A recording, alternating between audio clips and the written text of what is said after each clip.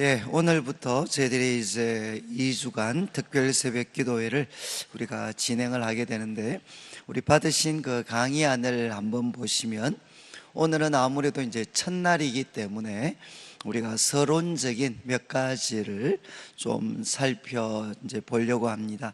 그래서 먼저 이 편지를 받게 되는 이 고린도는 어떤 도시인가 하는 것을 제가 그냥 간단하게 이렇게 메모를 했습니다. 이제 고린도는 마게도니아, 지금 그리스 반도에 있는 중앙에 위치하고 있는 그 도시인데, 이제 이 무너졌다가 이 로마를 통해서 새롭게 재건되어진 그런 도시입니다.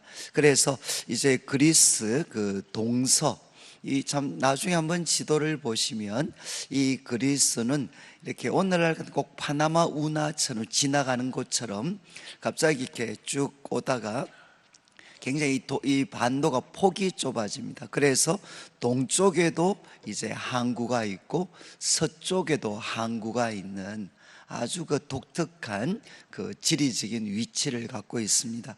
그래서 이제 동서에 항구가 있고, 그리고 또 남북이 이렇게 교차하게 되는, 그래서 이 상업과 무역의 아주 요충지였습니다.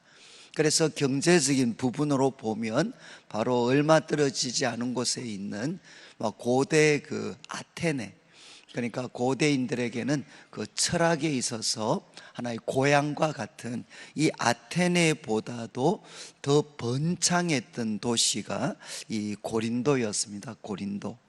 그리고 이제 이 고린도는 두 번째 보시면 고대 올림픽에 버금가는 이스트무스라는 경기가 있었습니다. 그러니까 우리 올림픽, 고대 이제 이 유럽 지역에 어떤 이 그리스 지역에 이 올림픽이라는 아주 유명한 그런 경기가 있었는데, 그거와 버금가는 이스트무스라는 이 경기가 2년마다 이 고린도에서 개최가 되어졌습니다.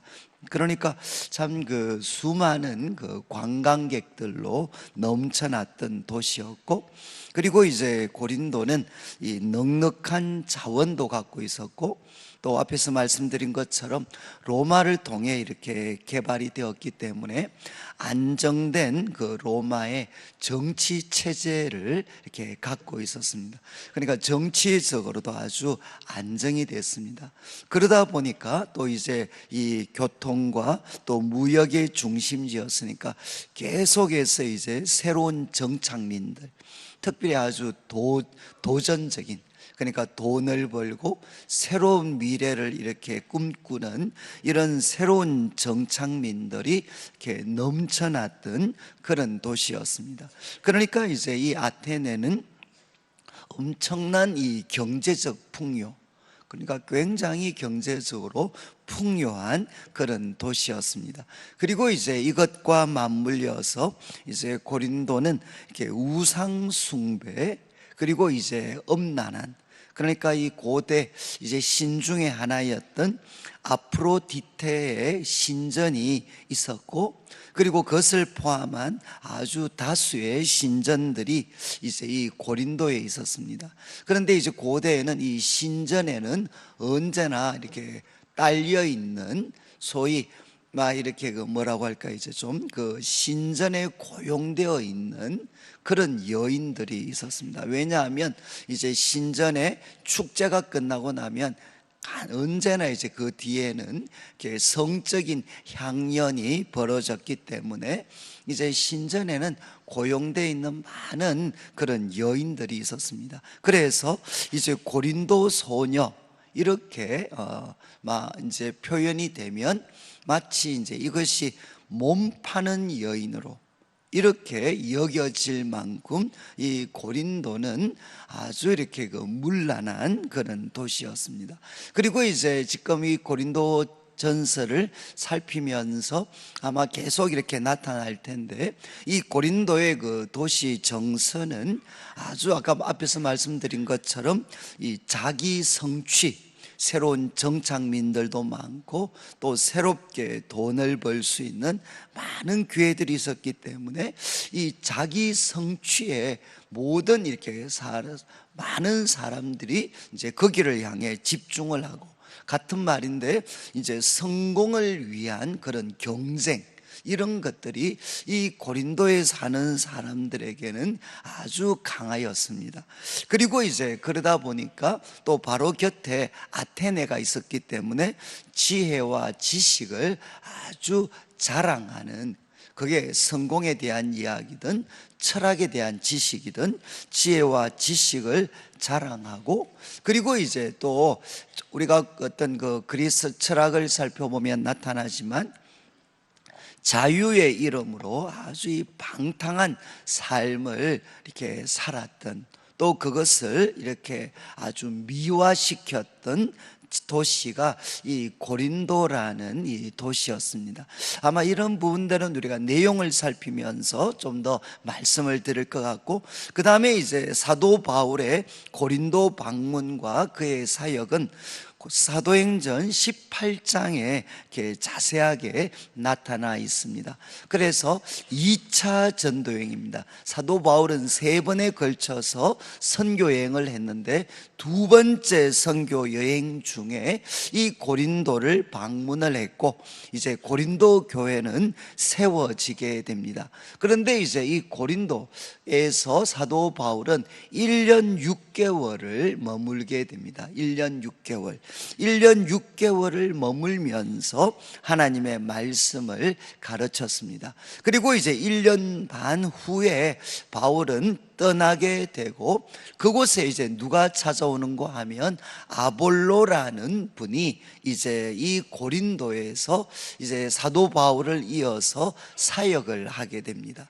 그런데 이 아볼로는 이제 그 사도행전 18장 24절 이후를 보면 굉장히 지적인 인물이었습니다. 그러니까 유대의 그런 참 유대의 배경을 가지고 뭐 구약 성경에 대한 깊은 어떤 이해와 함께 그런 이 지혜와 지식을 가졌던 그런 지도자가 이 아볼로라는 사람인데, 이제 이분이 사도 바울을 이어서 고린도에서 사역을 하게 됩니다. 그리고 이제 이 서신이 언제 쓰여졌는가 이런 것들은 잠깐 참조를 하시고, 이제 그 서신이 쓰여지게 된 오늘 말씀을 우리가 본문에 나올 텐데, 이제 근로에의 집편에서 이제 소식이 옵니다.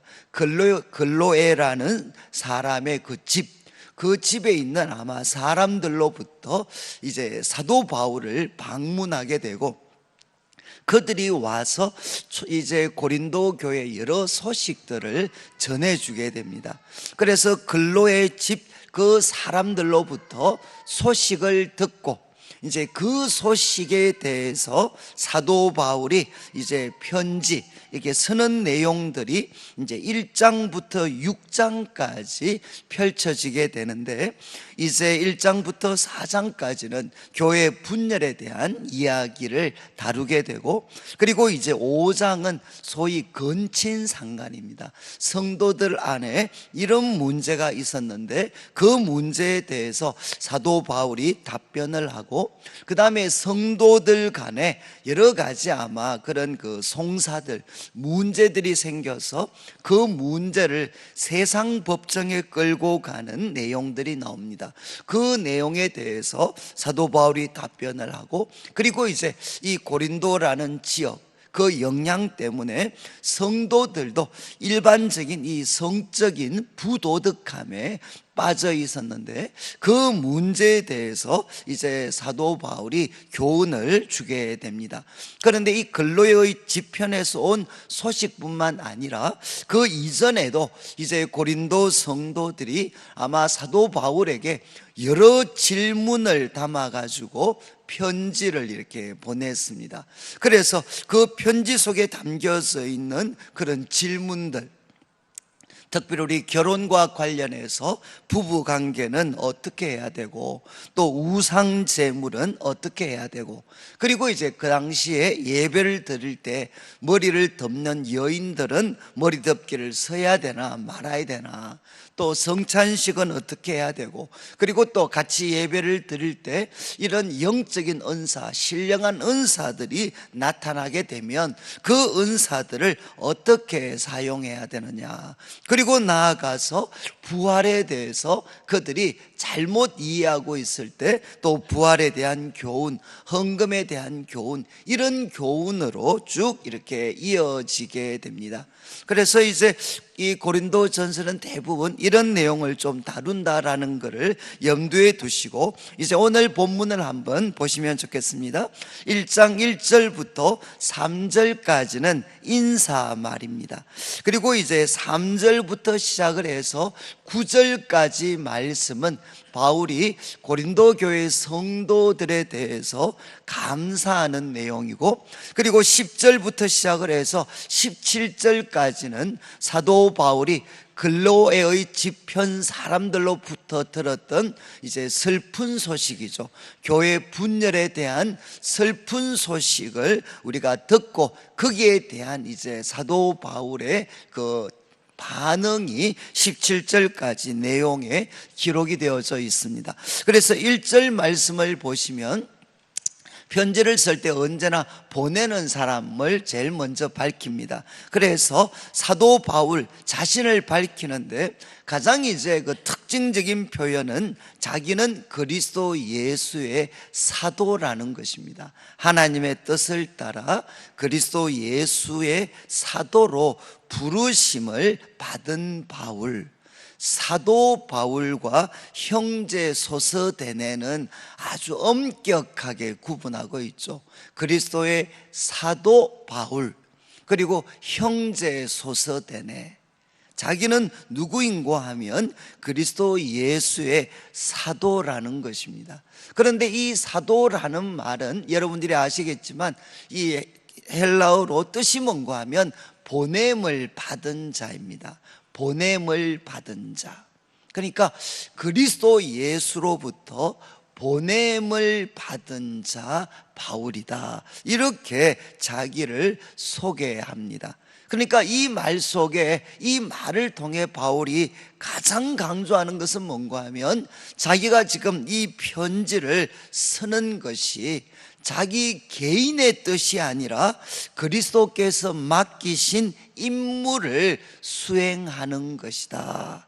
그러니까 이것은 자신의 뜻이 아니고 자기를 보내신 그리스도께서 맡기신 임무를 수행하는 것이다 라는 뜻으로 자신을 사도라고 밝히고 있습니다. 그리고 여러분, 이제 사도가 이런 사람이라면 사도가 해야 되는 가장 중요한 역할은 사람들로 아무런 방해를 받지 않고 누구를 보게 해야 되겠습니까? 자기가 아니라 그리스도를 보게 해야 되는 거죠. 그래서 그리스도의 사도라고 표현을 할 때 그들에게 가장 중요한 자질은 뭔가 하면 바로 투명함입니다. 투명함. 무슨 말인가 하면 바로 자신을 통해서 누구를 보게 해야 되겠습니까? 마치 창문처럼 그 창문을 통해서 바로 우리가 바깥 세상을 보는 것처럼 창문이 되는 사도를 통해서 누구를 보게 해야 되느냐? 그리스도를 보게 해야 되는 거죠. 그것처럼 우리가 이제 고린도전서나 신약에 있는 서신들을 대할 때마다 우리는 물론 개인의 여러 가지 특성들도 우리가 살펴봐야 되겠지만 가장 중요한 것은 무엇이겠습니까?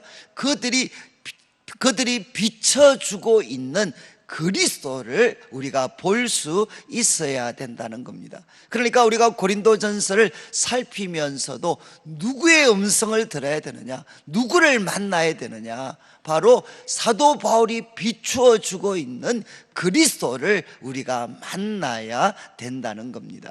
그리고 이제 사도 바울은 2절 말씀에서 받는 사람을 소개할 때 고린도에 있는 하나님의 교회다 라는 표현을 쓰면서 세 가지를 강조합니다. 그리스도 예수 안에서 거룩하여지고 성도라 부르심을 받은 자, 여기에 거룩하여지고, 그리고 성도, 이거는 거룩한 사람들이니까 같은 말이죠. 그리스도 예수 안에서 거룩하여지고 성도로 부르심을 받았다는 것은 한마디로 요약을 하면 하나님에 의해서 구별된 사람들이라는 겁니다. 구약에서 거룩은 구별입니다. 구별.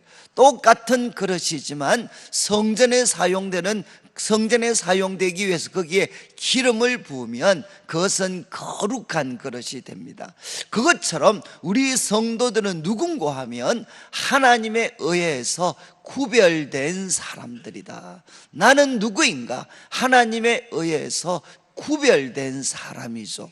그리고 또 이야기를 합니다. 각처에서 우리 주 곧 그들과 우리의 주 되신 예수 그리스도의 이름을 부르는 모든 자. 우리 성도들은 누군가 하면 예수 그리스도의 이름을 부르는 자입니다. 우리의 주가 되시는 예수 그리스도의 이름을 부르는 자. 여기에 이제 주라는 말은 큐리오스입니다. 큐리오스. 그래서 이 표현은 특별히 고린도 사람들은 누구에게 적용되어졌던 표현이냐? 바로 로마 황제에게 적용되어졌던 표현입니다. 그 표현을 누구한테 붙이고 있느냐? 바로 우리의 주 예수 그리스도. 이 말은 무엇이겠습니까? 바로 그리스도 예수에 대한 절대적인 신뢰와 순종을 가진 사람. 이게 뭔가 하면 우리 주 그리스도 예수의 이름을 부르는 자들이죠. 성도들은 누군가 하면 예수님을 주님으로 고백하면서 그분을 향한 절대적인 신뢰와 순종을 가진 사람들이 우리 그리스도인입니다. 그리고 여기에서 하나 또 강조하는 것은 각처에서라는 표현인데, 각처에서. 여러분, 고린도 교회 성도들만 소위 특별한 성도가 아니죠. 각처에서 우리의 주이신 예수님을 부르는 사람들과 다 함께. 이 말은 무엇이겠습니까? 바로 고린도 교회도 보편교회의 일부라는 것입니다. 그들이 특별한 성도들이 아니라 우리는 보편교회, 예수님의 이름을 부르는 그 보편교회의 한 일부다. 이렇게 사도 바울은 고린도 성도들에게 이야기를 합니다. 그래서 바울은 고린도에 있는 하나님의 교회라고 이야기를 하면서, 여러분, 우리도 바로 하나님의 소유가 된 교회죠. 우리들의 특징은 뭔가 하면, 우리들은 누군가 하면 바로 하나님에 의해서 구별된 사람입니다. 우리는 우리의 주님이신 그리스도 예수의 이름을 부르면서 그분을 신뢰하고 그분에게 순종하는 사람이고, 우리는 보편교회의 일부이지 우리만 특별한 사람은 아닙니다. 이렇게 이야기한 다음 3절 말씀에 하나님 아버지와 그리스도 예수, 주 예수 그리스도로부터 은혜와 평강이 있기를 원한다. 이건 항상 반복되는 표현, 항상 성도들에게 넘쳐나야 되는 거죠. 하나님과 예수님으로부터 은혜는 무엇이겠습니까? 하나님이 거저 주시는 선물입니다. 자격이 없는 우리들에게 거저 주시는 선물, 은혜. 이 은혜가 주어질 때 우리에게 무엇이 주어지느냐? 평강이죠. 삶의 모든 측면에서 우리는 건강해지게 됩니다. 은혜와 평강을 빌어주고 있습니다. 자, 이제 4절부터 9절까지 말씀은 이제 고린도 교회 성도들에게 주신 하나님의 은혜에 대해서 바울이 감사하는 내용인데, 4절을 보시면 그리스도 예수 안에서 너에게 주신 하나님의 은혜로 말미암아 내가 너희를 위하여 뭐라고 했습니까? 항상 하나님께 감사한다. 너희에게 주신 하나님의 은혜 때문에 나는 항상 감사한다. 그리고 이제 5절에 내용이 나옵니다. 특별히 감사하는 두 가지 구체적인 제목이 있는데, 너희가 그 안에서, 그리스도 안에서 모든 일에 풍족한데, 특별히 두 가지, 모든 언변과 모든 지식에 풍족함으로. 여러분, 두 가지, 여기 모든 언변은 무엇이겠습니까? 특별히 말의 은사입니다. 말의. 그러니까 이 고린도 교회 성도들은 아마 당시에 이런 헬라의 그런 영향, 아테네의 영향 때문이었는지 모르지만 이들에게는 특별히 말의 은사가 그들에게 있었습니다. 이것은 나중에 보면 예를 들면 방언이나 예언과 같은 이런 어떤 은사들도 포함이 되어져 있죠. 이들에게는 특별히 하나님께서 말의 은사들을 주셨습니다. 그리고 또 무슨 은사를 주셨느냐? 지식의 은사. 모든 지식에 하나님께서 풍족하게 하셨습니다. 지혜와 지식, 이런 은사들을 이 고린도 교회 성도들에게 풍족하게 채워 주셨다는 겁니다. 그래서 6절 말씀, 이런 은사를 주셨기 때문에 결과가 그리스도의 그 증거, 그리스도에 대한 그 증거죠. 우리 예수님이 어떤 분이시고, 그리고 그분이 우리를 위하여 어떤 일들을 하셨고, 그래서 예수님에 대한 그 증거, 그 말씀이 그들 가운데 견고하게 뿌리 내려졌다는 겁니다. 그건 당연하겠죠. 하나님이 말의 은사를 주셨고, 그리고 지식의 은사들을 주셨으니까 그리스도에 대한 그 말씀이 고린도 교회 성도들 가운데 견고하게 뿌리 내려졌다는 것입니다. 그래서 이제 사도 바울은 7절에 이런 표현을 합니다. 너희가 모든 은사에 부족함이 없이. 이거는 오히려 이 말씀을 정확하게 이해하려면 뒤로부터 보는 게 좋습니다. 우리 주 예수 그리스도의 나타나심을 기다리는 데 있어서, 우리 주 예수 그리스도의 나타나심을 기다리며 살아가는 데 있어서 너희는 모든 은사에 부족함이 없다.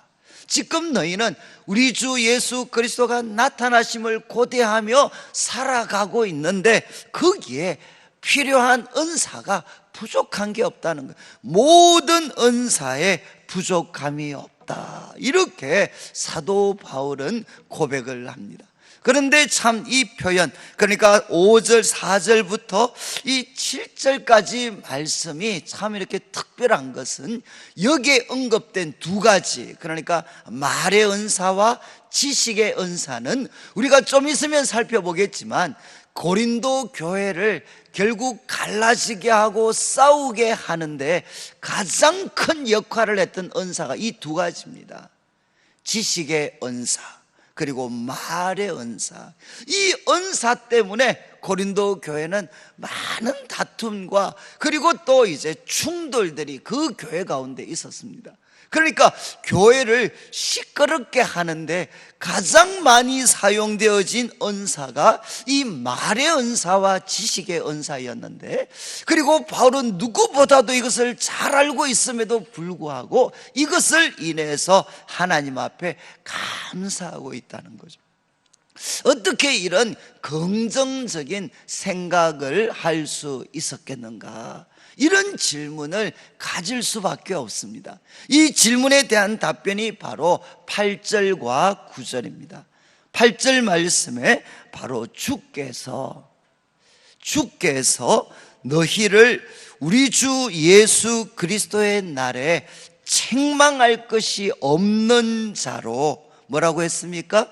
끝까지 경고하게 하시리라. 주께서 끝까지 경고하게 하시리라. 여러분, 이제 사도 바울이 이렇게 지혜와 지식과 말의 은사를 위해서 인해서 감사할 수 있었던 것은, 사도 바울은 여러분 지금 많은 고린도 교회 성도들이 많은 문제와 분란 가운데 있었지만, 그러나 이 지혜와 말의 은사는 누가 주신 것이냐? 하나님이 주신 것이죠. 하나님이 주셨다는 것은 뭔가 하면 하나님의 그 신실하심이 이 말과 지식의 은사를 주는 걸 통해서 하나님의 그 신실하심이 나타났습니다. 그런데 바로 정말 이 은사를 주실 만큼 하나님은 그들에게 신실하심을 나타내셨다면, 그것을 주신 하나님은 어떻게 하느냐? 그들을 끝까지 여기 있는 것처럼 견고하게 하실 수 있는 분이시다. 지금 은사를 주신 것은 신실하심의 표현이니까 바로 그 신실하신 하나님은 반드시 이들을 견고하게 만드실 거다. 어떤 사람으로, 그리스도의 날에 책망할 것이 없는 사람으로 바로 그분이 만드실 거다. 이렇게 사도 바울은 고백을 하고 있습니다. 이 하나님에 대한, 하나님의 신실하심에 대한 그의 분명한 믿음이 있었기 때문에 사도 바울은 그 참 이렇게 말과 지식 때문에 지금 싸우고 다투고 온갖 부족함이 있다 할지라도 뭐라고 고백할 수 있느냐? 하나님께 감사할 수 있는 거죠. 왜? 그 은사를 주신 하나님께서 반드시 그들을 견고하게 하실 것이다. 그래서 9절 말씀을 보십시오. 너희를 불러 그의 아들 예수 그리스도 우리 주와 더불어 교제하게 하시는 하나님은 뭐라고 했습니까? 미쁘시도다. 너희를 불러서, 지금 우리가 누구하고 교제하게 되었죠?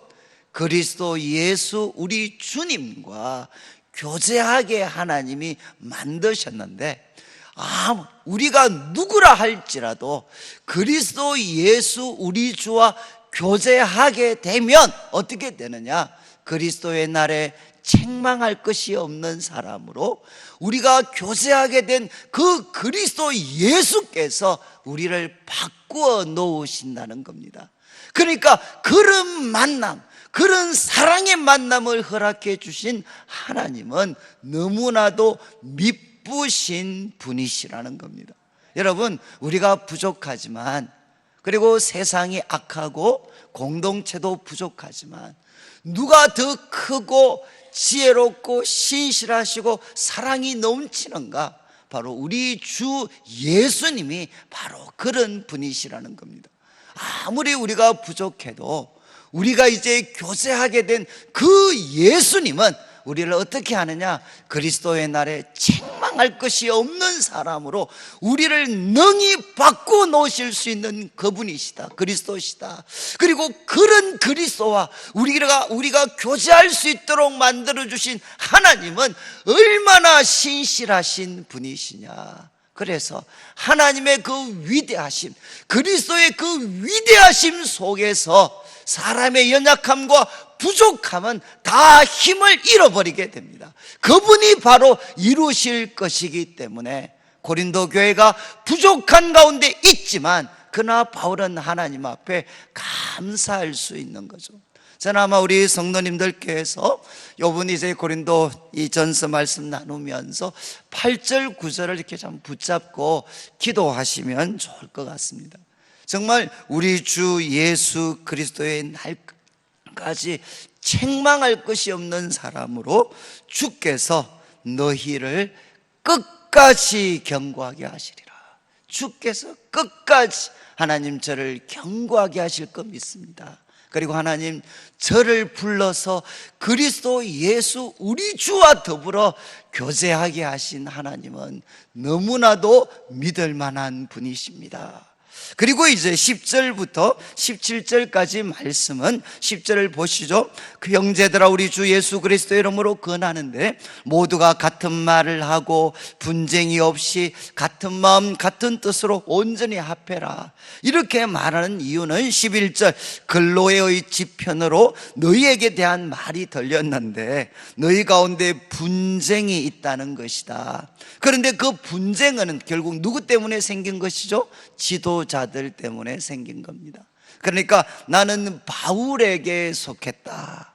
바울이 개척자였으니까. 그리고 그는 복음의 열정으로 불탔던 사람입니다. 나는 바울에게 속했다. 그러니까 바울을 이어서 이제 지도자가 된 아볼로, 아마 아볼로는 굉장히 지적이었던 분인 것 같습니다. 그러니까 이제 또 나는 아볼로에게 속했다. 그러니까 이제 너는 바울이냐? 너는 아볼로냐? 나는 게바다 게바. 나는 베드로다 베드로. 이렇게 또 예수님의 제자 중에 가장 대표적이었고 전통에 충실하지만 전통과 함께 또 이제 율법에도 충실하면서 그 복음에 대한 열정도 갖고 있는 나는 베드로에게 속했다. 그러니까 어떤 사람은 또 뭐가 나옵니까? 사람은 다 필요 없어, 나는 그리스도에게 속했다. 이렇게 네 가지의 그런 파로 나누어져서 싸우고 있었다는 겁니다. 이 슬픈 소식을 듣고 13절 이야기합니다. 그리스도께서, 이게 첫 번째 반응입니다. 그리스도께서 어떻게 나뉘었느냐? 바울이 너희를 위하여 십자가에 못 박혔고 바울의 이름으로 너희가 세례를 받았느냐? 그리고 14절, 나는 그리스도와 가이오 외에는 아무한테도 세례를 베풀지 않아서 감사하다. 그래서 15절, 혹시라도 이것 때문에 나의 이름으로 세례 받았다, 이렇게 말하지 못하게 합니다. 16절, 내가 또한 스데바나 집 사람에게 세례를 베풀었고 또 그 외에는 누구한테 베풀었는지 모르겠다. 그러면서 17절 이야기합니다. 그리스도께서 나를 보내신 것은 뭐라고 했죠? 세례를 베풀게 하려 하심이 아니요 오직 복음을 전하게 하려 하심이로다. 말의 지혜로 하지 아니함은 그리스도의 십자가가 헛되지 않게 하려 합니다. 여러분, 이제 고린도 교회도 왜 거기에 이제 다툼이 일어나게 됐죠? 바로 지도자들, 이제 그들이 추종했던, 나는 누구를 추종하는가, 어떤 지도자를 추종하는가. 개척했던 바울을 따랐던 인물이 있고 그 다음에 왔던 인물 아볼로를 따랐던 인물이 있고, 이것도 저것도 싫다, 우리는 그리스도의 첫 번째 대표적인 사도, 우리는 베드로에게 충실하겠다. 그러니까 이제 하나의 가장 근본주의일 수 있죠. 나는 다 필요 없어, 그리스도면 충분해. 이러면서 결국은 지도자들 때문에 고린도 교회는 싸우게 됐습니다. 정말 개척자와 그 다음, 그리고 또 열정적인 복음의 사람과 지적인 지도자, 그리고 전통에 충실한 사람, 그리고 이제 아주 근본이죠, 근본, 나는 그리스도에게 속했다. 이런 어떤 지도자들 때문에 이제 고린도 교회는 다투고 있었습니다. 이거는 이제 오늘날 우리 한국 교회가 지금 생생하게 경험하고 있는 거죠. 여러분, 바로 이제 교회 다툼의 99%는 뭡니까? 전부 다 추종하는 지도자, 바로 지도자들 때문에 생겨난 문제입니다. 여러분, 이제 이 문제, 고린도가 이 문제에 빠졌을 때 이 문제에 대한 답을 이제 내일부터 살펴보는 1장 18절부터 4장 마지막 절까지 무려 4장을 할애해서 사도 바울이 이 문제에 대한 답을 합니다. 그런데 제가 오늘 말씀을 통해 그냥 한 가지만 말씀드리는 것은 뭔가 하면, 여러분, 이 문제를 넘어설 수 있는 길이 무엇이겠습니까? 이 문제를 넘어설 수 있는 것은 앞에서 사도 바울이 고백했던 것처럼 자기는 그리스도의 사도입니다. 여러분, 이 말은 뭐죠? 자신을 통해서 누구를 봐야 되느냐? 그리스도를 봐야 되는 거죠. 여러분, 이제 우리가 특별 새벽 기도회와 같은 시간이 왜 중요하겠습니까? 바로 사람 너머에 계신 그리스도를 보기 위해서입니다. 여러분, 지도자를 넘어서 그들을 보내시고 교회의 주인이 되시고 우리의 주가 되시는 그리스도, 그분에게 우리의 모든 시선을 맞추어서 바로 섬기는 목회자들이나 교회의 어떤 중직을 맡은 분들이나 이분들은 다 뭐겠습니까? 바로 섬기는 사람으로서 그냥 자기 자리를 찾고, 우리 모든 성도의 가슴에 누가 새겨져야 되느냐? 바로 그리스도가 새겨져야 되고, 그리스도를 믿고, 그리고 그리스도를 보내신 신실하신 하나님을 붙잡고 우리는 하나님의 백성으로서 그리스도의 사람으로서 주님께 충성하면서 살아가는 공동체, 하나님의 교회가 되어야 되지, 사람의 교회가 되어버리면 어떻게 되느냐? 교회는 생명력과 모든 아름다움이 상실되어지는 거죠. 저는 이제 이번 특별 새벽기도의 이 시간을 통해서 우리 성도님들이 바로 앞에 서 있는 지도자들, 그 지도자들 너머에 계시는 바로 그들의 주인이시고 우리의 주인이신 예수 그리스도를 바라보고 그분을 신뢰하고 그분에게 순종하는 사람이 되고, 바로 그 일을 위해 우리는 서로 협력할 수 있는 그런 사람들이 되고, 바로 그 가운데서 우리는 한 주님을 섬기고 한 하나님을 섬기기 때문에 다 같은 말을 하고 다 같은 생각을 할 수 있는 그런 역사들이 우리들 가운데 일어나야 된다는 것입니다. 오늘 말씀을 이제 마무리하면서 여러분, 우리는 이제 사람들 너머에, 말씀 너머에 계신 우리 주님을 바라볼 수 있는 성도님들이 되시고, 우리는 누구죠? 하나님께 구별되었고 예수님의 이름을 부르는 사람이고, 우리는 특별하지 않습니다. 우리 교회도 특별하지 않습니다. 보편교회, 우리는 일부입니다. 여러분, 우리가 어디에 초점을 맞추어야 되겠습니까? 신실하신 하나님. 여러분, 우리가 희망을 가질 수 있는 것은, 교회가 온갖 부조리에 있다 할지라도 우리들의 삶이 아무리 크고 엉망인 것처럼 보여도, 여러분, 우리를 불러서 그리스도 예수와 교제하게 하시는 하나님을 믿으십니다. 우리 예수님 안에는 분명한 길이 있습니다. 그리고 나아가서 여러분, 우리 교회가 사람 너머에 바로 주님을 바라보고 주님의 십자가를 자랑하고 성령의 도우심을 의지하고 하나님께 충성할 수 있는 바로 하나님의 사람들로 우리 성도님들이 단단히 세워지시게 되시기를 주님의 이름으로 축원합니다.